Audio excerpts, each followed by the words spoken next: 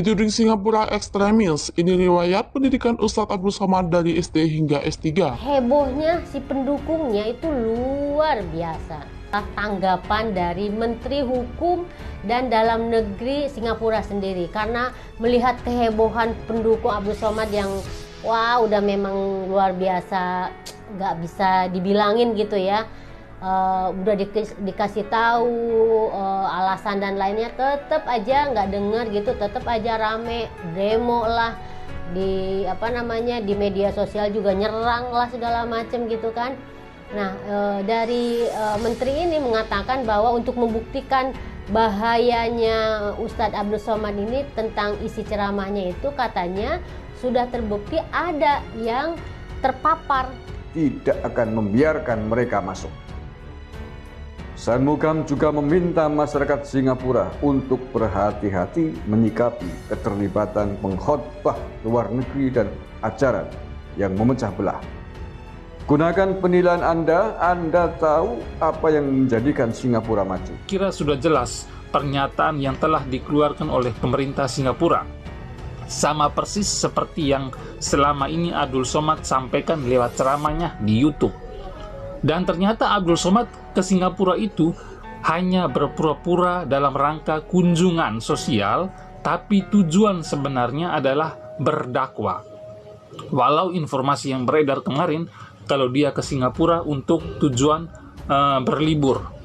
Dan yang tidak tahu malu lagi, Abdul Somad ini sudah diusir oleh tuan rumah, malah dia ngamuk-ngamuk.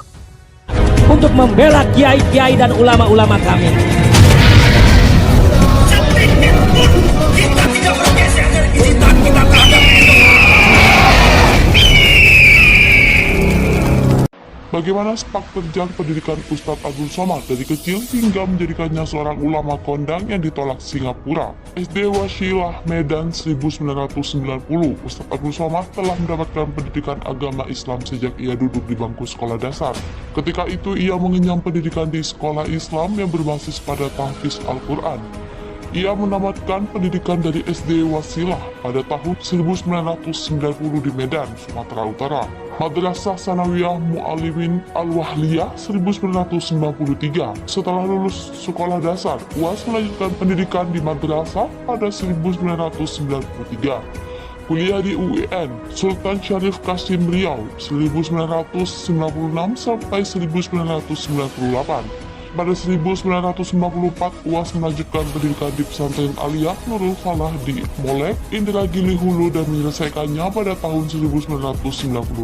Belajar di Universitas Al-Azhar Mesir 1998.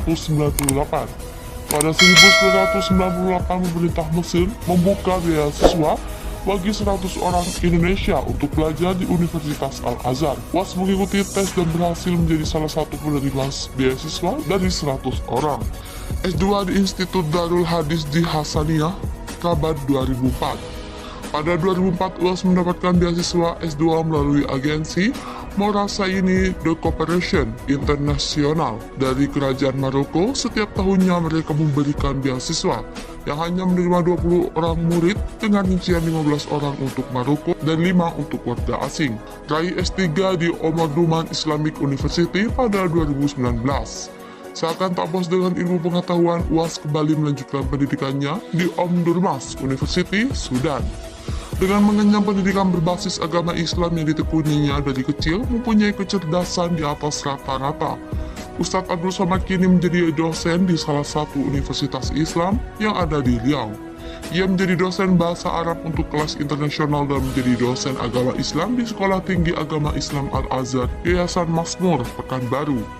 Ia juga aktif di beberapa organisasi, diantaranya pernah menjadi anggota MUI Provinsi Riau, Komisi Pengembangan, Komisi Pengajian dan Keorganisasian, anggota Badan Amil Zakat Provinsi Riau, serta menjadi sekretaris lembaga Bastul Mas'ali Nahdlatul Ulama.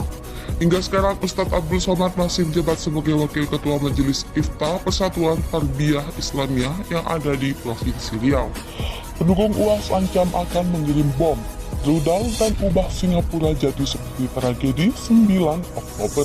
Kasan Mugam selaku Menteri Dalam Negeri Singapura mengecam tindakan para pendukung Ustadz Somad terkait kontroversi penolakan pendakwa agama tersebut di Singapura. Dilansir dari detik.com Selasa 24 Mei 2022, Shanmugam mengaku pendukung UAS membanjiri seluruh situs website di media sosial pemerintah serta pejabat tinggi Singapura. Bahkan Singapura harus memberikan peringatan kepada seluruh instansi pemerintah soal serangan cyber yang diterima mereka sejak kasus UAS terjadi. Shanmugam juga menjelaskan bahwa pendukung UAS juga mengancam akan membuat Singapura seperti tragedi 9 Oktober di New York, Amerika Serikat. Mereka mengancam akan mengirim bom hingga rudal ke Singapura.